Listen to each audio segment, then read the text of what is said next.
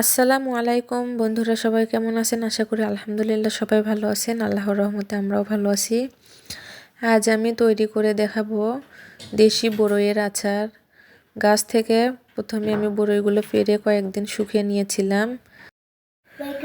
গরম পানি ফুটিয়ে গেলে আমি বড়ইগুলোকে ঢেলে দেব। আর এই পাশে আমি শুকনো মরিচ ভেজে নিচ্ছি। শুকনো মরিচ ও পাঁচফোড়ন ভেজে ভালোভাবে গুঁড়ো করে নিয়ে আচারের মধ্যে দেব। তো মরিচটা আমার ভাজা হয়ে গিয়েছে, এখন আমি নামিয়ে নেব। এখন আমি দিয়ে দিব পাঁচফোড়নটাকে ভালোভাবে ভেজে নিয়ে আমি নামিয়ে নিচ্ছি।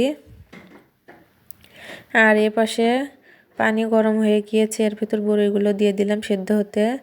আর এখন আমি কিছু রসুন থেতো করে নিব।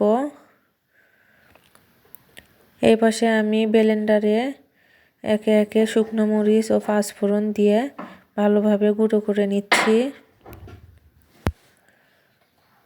আমার মশলা গুঁড়ো করা হয়ে গিয়েছে, এখন আমি নামিয়ে নিচ্ছি।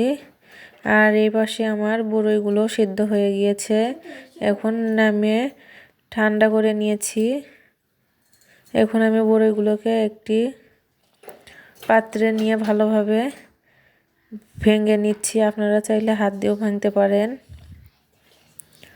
আর এই পাশে আমি নিয়ে নিয়েছি কালো জিরে, তেজপাতা। প্রথমে কড়াইয়ে সরিষার তেল দিয়ে রসুন থেতো দিয়ে দিলাম। এবার দিয়ে দিলাম আমি তেজপাতা। কিছুক্ষণ ভেজে নেওয়ার পর এখন আমি দিয়ে দিব কালো জিরা। এখন আমি দিয়ে দিলাম চটকে রাখা বড়ই। ভালোভাবে আমি এখন একটু দিয়ে দিলাম লবণ, ভালোভাবে নেড়ে নিচ্ছি।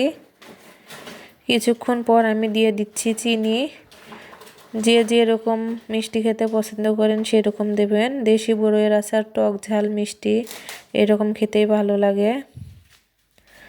গাছ থেকে পেড়ে বড়ই আমি 4-5 দিন শুকিয়ে নিয়েছিলাম। বেশি শুকালে ভালো লাগে না, একটু টুপো টুপো থাকলে ভালো লাগে আচারটা খেতে।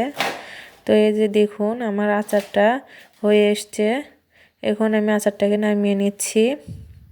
কি সুন্দর হয়েছে, আলহামদুলিল্লাহ আচারটা খুবই সুন্দর হয়েছে। আপনাদের কেমন লেগেছে কমেন্টে জানাবেন। সবাই ভালো থাকবেন, সুস্থ থাকবেন, আমাদের জন্য দোয়া করবেন। আল্লাহ হাফেজ।